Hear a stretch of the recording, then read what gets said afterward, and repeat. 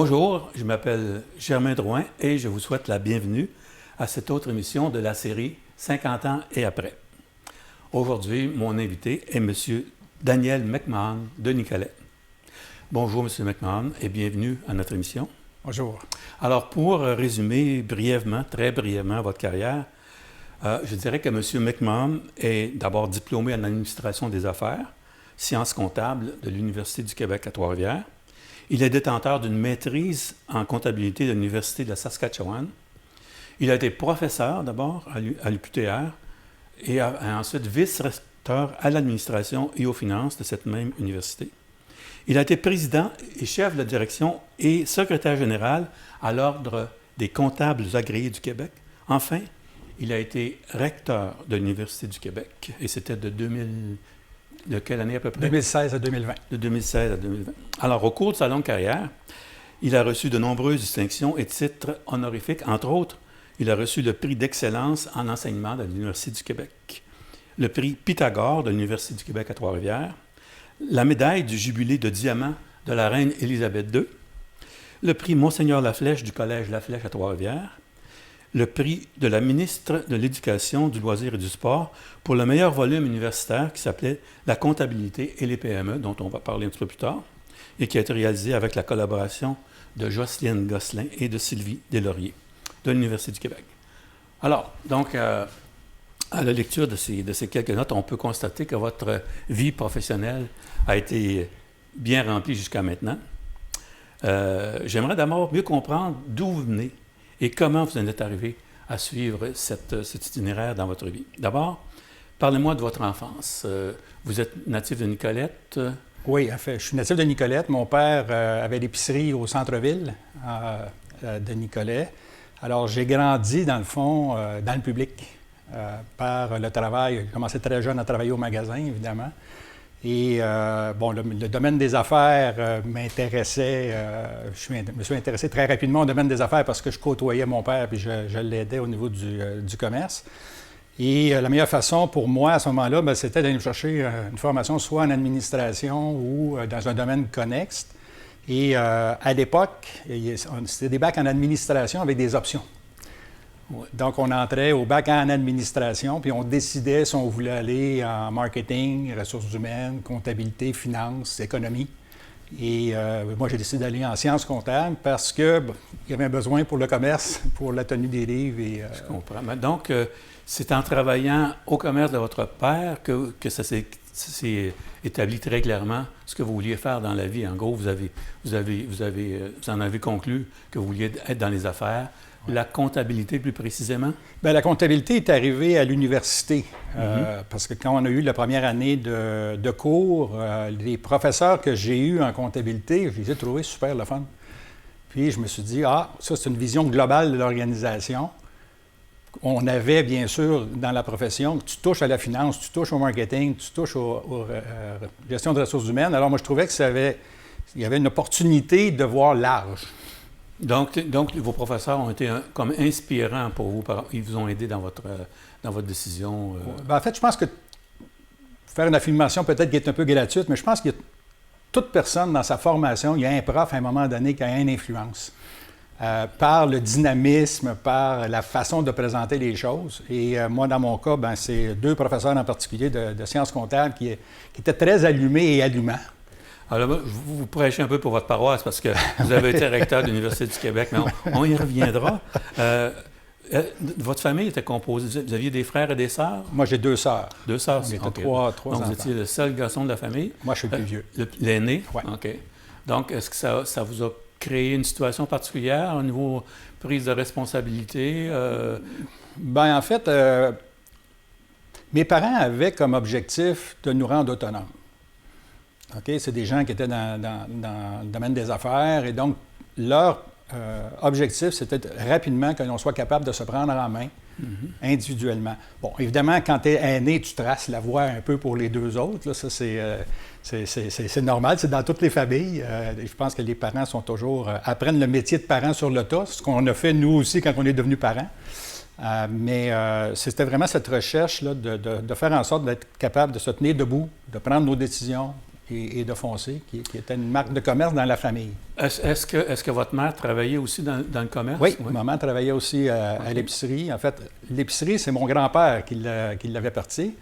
Donc, mon grand-père Ubald. C'est Ubald McMahon? Oui. Après ça a été... En fait, grand-papa a parti une boucherie à Sainte-Monique. Son recul dans les années, fin des années 30, des années 40. Ouais.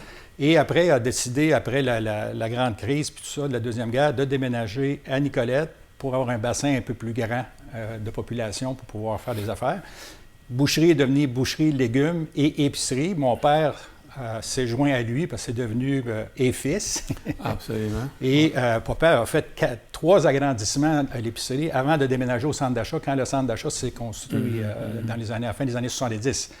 Alors, moi, j'ai grandi dans la mouvance, dans le fond, de papa qui agrandissait le magasin à peu près à tous les 3-4 ans, là. Donc, je voyais un peu comment la décision se prenait.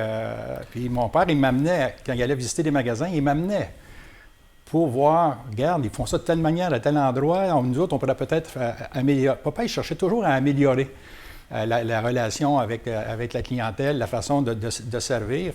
Fait que donc, moi, j'ai baigné là-dedans, naturellement.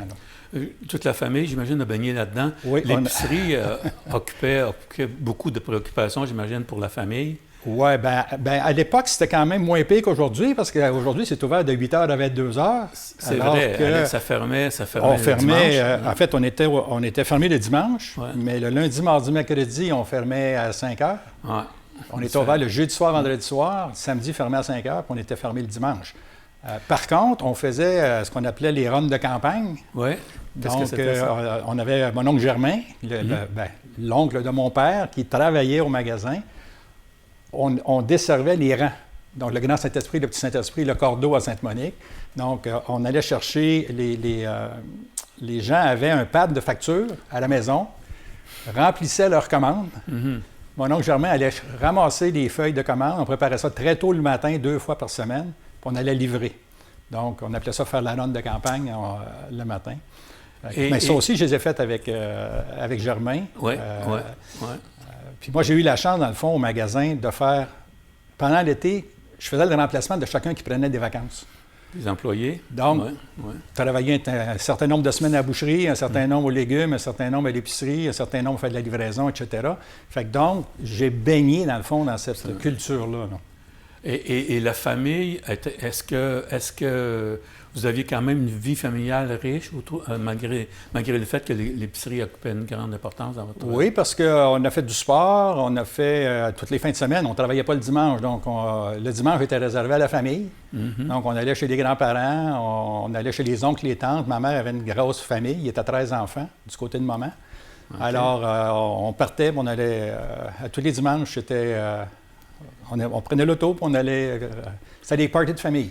Est-ce qu'il y a des valeurs que vous retenez de votre vie de famille qui vous sont restées après? Bien, l'importance des liens, d'entraide dans la famille, de souligner les anniversaires, souligner les temps de Noël, Pâques, les grandes fêtes de l'année. Ça, c'est resté. C'était très, très, très important quand on était jeunes. Fait on a aussi, nous aussi, tenté d'inculquer ça à nos propres enfants. Parce que c'est là où que les liens se solidifient entre la famille, les cousins et les cousines, les oncles et les tantes. Puis quand quelqu'un a besoin d'aide, bien, à l'époque, c'était le téléphone. On s'appelait, puis tout le monde s'entraidait.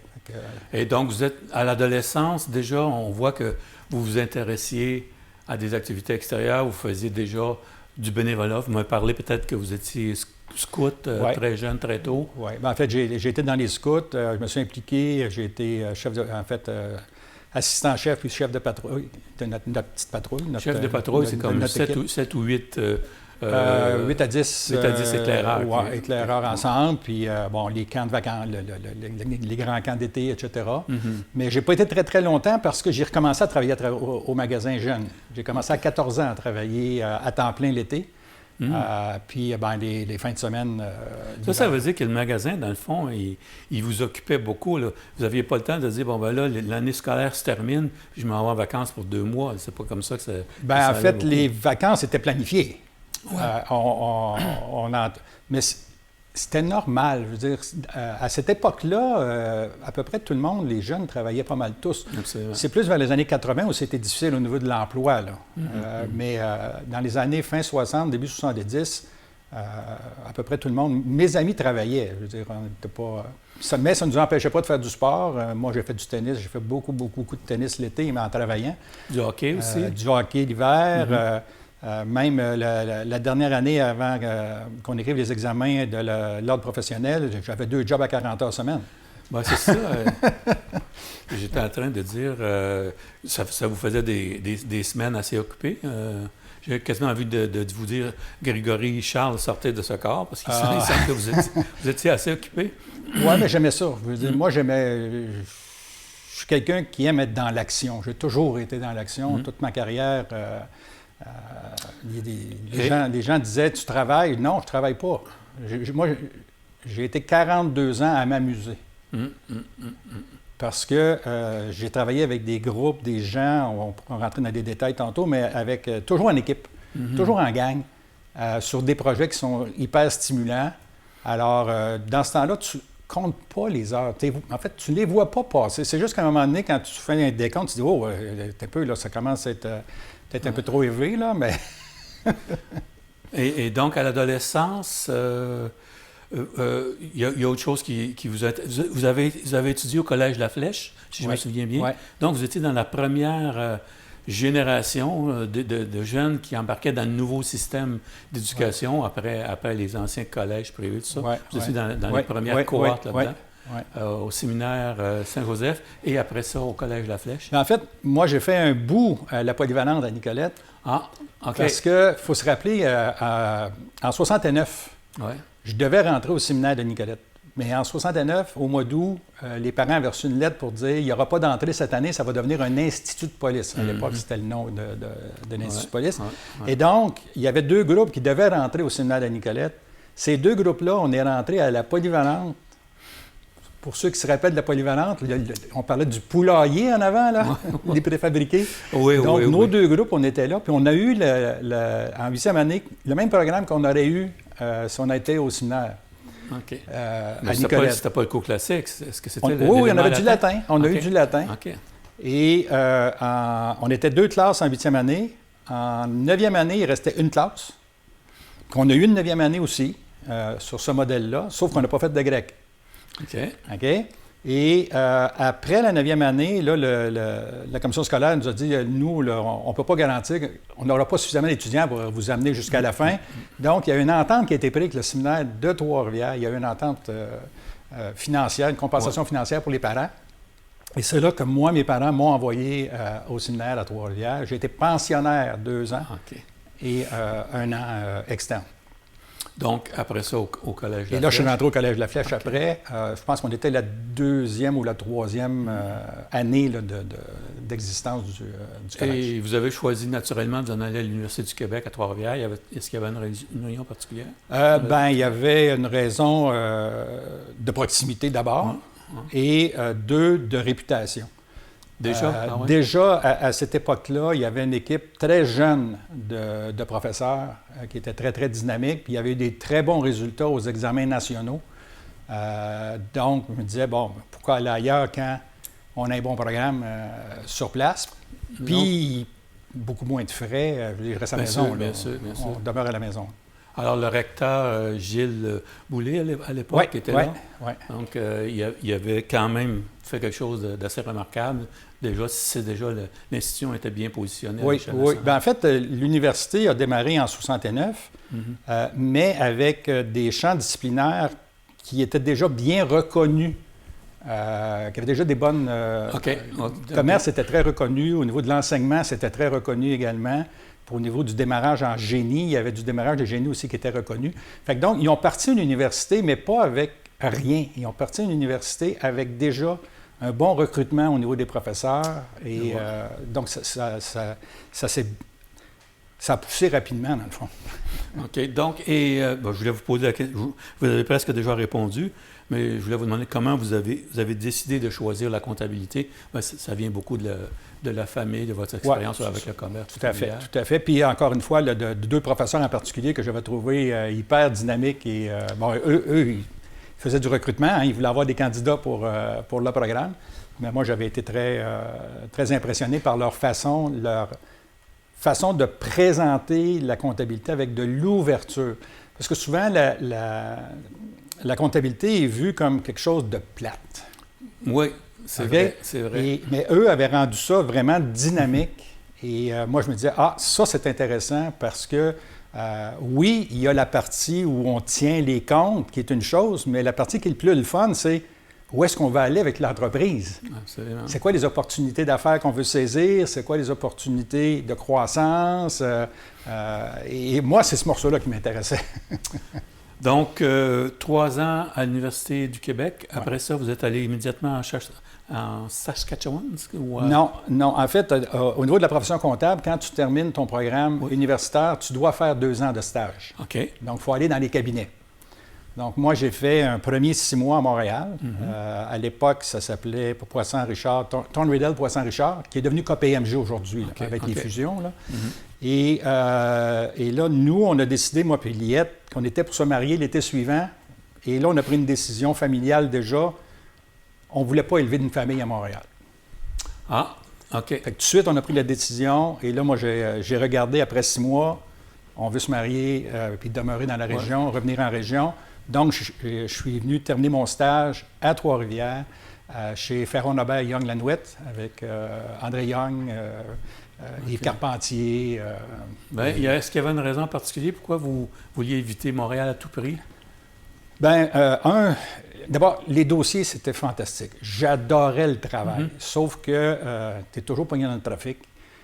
On perdait beaucoup de temps pour aller chez les clients. Le bureau est au centre-ville, mais les clients sont partout autour de l'île et à l'extérieur. Donc, moi, la perte de temps qu'il y avait là-dedans, c'est sûr que quand tu es élevé en région puis que tu es à 10 minutes de tout, bien sûr. La qualité de vie devient importante. Absolument. Et moi, je regardais par rapport à élever des enfants pris dans ce tourbillon-là.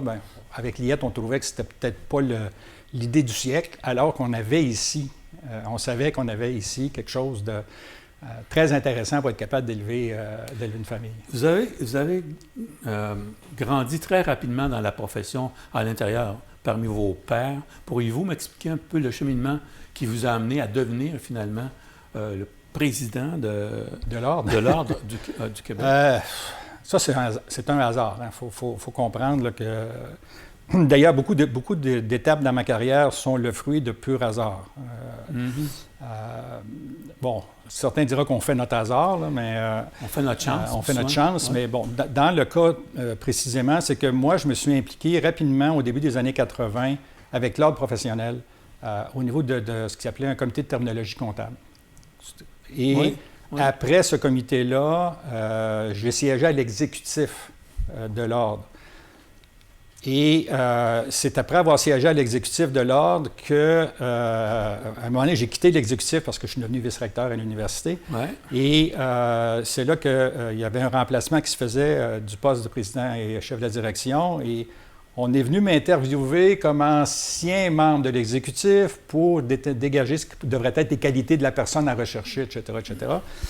Puis pour me dire à la fin de la réunion que, regarde, dans le fond, on voudrait bien que tu postules. Bon, oui. On t'a fait jaser, on voudrait bien que tu postules. Et là, on m'a fait miroiter quelque chose qui, pour moi, est important. On veut tenter de réunifier la profession comptable, de refaire une autre tentative pour mettre ensemble tous les comptables. À l'époque, il y avait les 3 ordres. Il y avait des CA, les comptables agréés, les CGA, les comptables généraux licenciés, puis il y avait les CMA, les comptables en management accrédités. Et ça, l'idée de faire une seule organisation, le temps était venu. Si on regardait le futur, le temps était venu. Et donc, j'ai fait les entrevues et finalement, j'ai eu le poste. Et après avoir travaillé 6 mois à Montréal, très jeune, là, je suis allé travailler 12 ans à Montréal, centre-ville. Bon. Mais là, les enfants étaient grands. Oui, c'était beaucoup plus tard. Ouais. Vous parlez de terminologie. c'était même à l'international que votre expertise s'est fait valoir au niveau de la France, etc. Oui, en fait, c'est ça. C'est que une fois que j'ai été président de l'Ordre, le Canada est membre de la Fédération internationale des experts comptables francophones. Donc ça regroupe tous les pays francophones. Oui, oui. Et donc, j'ai siégé sur l'exécutif de cette organisation-là. Et j'ai aussi siégé pour représenter le Canada à la Fédération internationale des experts comptables francophones, où il y a un comité ad hoc qui chapeaute les travaux de normalisation. Donc, j'ai eu la chance de siéger, représenter le Canada pendant 3 ans sur cette organisation-là. Et à la FIDEF, j'ai été là pendant les 12 ans que j'ai été... Quand même. Vous avez eu donc une influence au niveau canadien. Oui. Mais on peut dire que vous avez joué un rôle majeur dans la redéfinition de la profession au Québec. Est-ce qu'on peut dire ça? Oui, bien, en fait, je vais dire le Québec a joué un rôle majeur. Okay? Parce que, bon, évidemment, on était 3 chefs de la direction des 3 organisations comptables. Donc, c'est certain que les 3, on a travaillé ensemble pour obtenir notre loi. On n'a pas réussi en 2004 en passant. Hein. Quand je suis rentré à l'Ordre, on a réussi seulement qu'en 2012. Donc, quelques années plus tard, parce qu'on n'avait pas eu la bonne... Il manquait l'idée géniale pour rassembler tous les membres. Et l'idée géniale, ça a été la double désignation. Donc, on devenait des CPA, anciens titres. Donc, CPA-CA, CPA-CGA, CPA-CMA. Donc, personne ne perdait son identité de démarrage et tout le monde acquérait une nouvelle identité qui était l'identité CPA sur laquelle se ferait la promotion et ainsi de suite. Mais aujourd'hui, ça a comme disparu, en fin de compte? En fait, c'est disparu il y a exactement 2 semaines, puisque le 16 mai, autour du 16 mai, c'était le 10e anniversaire de l'adoption de la loi. Et là, on devient CPA point. Donc, on oublie les anciennes affiliations. Donc, il y avait un travail de conciliation à faire avec les groupes qui cherchaient peut-être à protéger des territoires ou des choses comme ça. Bien, en fait, c'était pas tellement la question de protection du territoire comme la reconnaissance des acquis de chacun. Quand le système professionnel fête cette année son 50e anniversaire au Québec, quand le système professionnel a été développé, il y avait les 3 associations comptables. On leur a donné, dans les années, en 72, le titre d'ordre professionnel en leur disant « on vous donne 1 an pour devenir une seule organisation ». Mais à l'époque, c'était impossible de le faire parce qu'il y avait les CA qui avaient un bac, mais les 2 autres n'avaient pas de bac. Donc, essayer de mettre ensemble des gens qui avaient trop de différences, c'était compliqué. Mais rendu en 2012, quand on a obtenu la loi au Québec, tout le monde avait un bac, tout le monde avait du 2e cycle, tout le monde avait... oui, il y avait des différences, mais elles n'étaient plus avec l'ampleur d'autrefois. Donc, c'était plus facile à faire. C'est ça. C'était plus, Fait que là où on a joué un rôle déterminant, c'est que faut savoir que le domaine professionnel est de juridiction provinciale, alors que la comptabilité, c'est national. OK? Donc, à cause des affiliations aussi internationales, etc. Donc, ça prenait une modification législative dans toutes les provinces du Canada. Nous, on était la première à l'avoir. Mais à partir du moment où le Québec, qui représentait 25 de la profession canadienne, avait sa loi et devenait CPA, là, on était rendu à 4 organisations au Canada. Il y avait des CA, il y avait des CGA, il y avait des DCMA, puis il y avait aussi des CPA, quelque chose au Québec. Fait que donc, et c'est là que moi, devenant le premier président et chef de la direction de la nouvelle organisation, là, j'ai travaillé avec les collègues des autres provinces pour aller chercher la loi dans chacune des provinces. Quand même. Pour unifier la profession. Puis, moi, j'avais, en fait, une des caractéristiques de ma façon de fonctionner, c'est que moi, je cherche toujours le consensus. Je cherche toujours à rassembler les gens, puis laisse faire les différences, laisse faire le passé. On est-tu capable de faire quelque chose ensemble, on est-tu capable d'avancer? Et cette qualité-là, vous la tenez de où? C'est inné chez vous? Bien, je pense que ça fait partie de la façon de faire des affaires. Je remonte à mon enfance, je veux dire... Si tu veux améliorer ton sort, si tu veux faire plaisir à la clientèle, entre guillemets, puis qu'elle vienne, puis qu'elle soit contente de venir magasiner chez vous, bien, il faut que tu aies des relations qui sont harmonieuses. Tu ne peux pas être en chicane avec le monde. Et il y a un endroit où vous avez pu pratiquer cette faculté-là ou cette qualité-là, c'est quand vous avez été nommé recteur de l'Université du Québec à Trois-Rivières parce qu'il y avait des problématiques importantes au moment de votre arrivée. Pouvez-vous nous en parler un petit peu?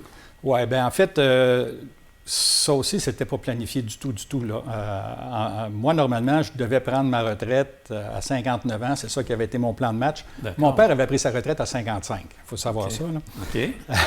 Et donc, moi, je m'alignais, je finissais mon mandat à l'ordre, je mettais en place une nouvelle organisation, puis c'était réglé.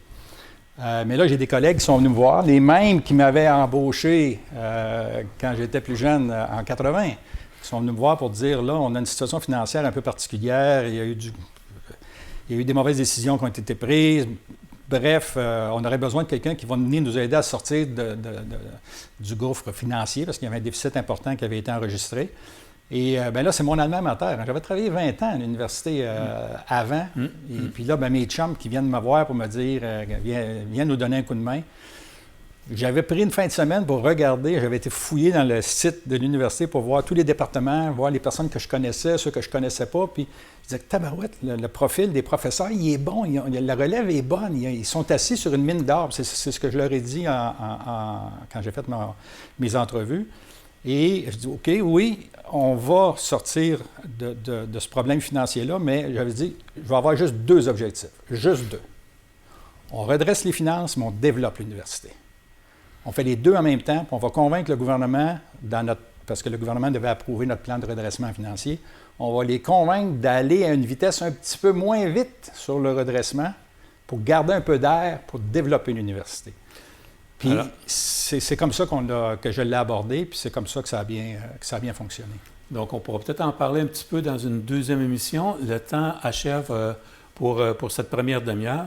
Merci d'avoir été avec nous et je vous invite à nous revenir la semaine prochaine. Et merci à vous tous de votre attention et à bientôt.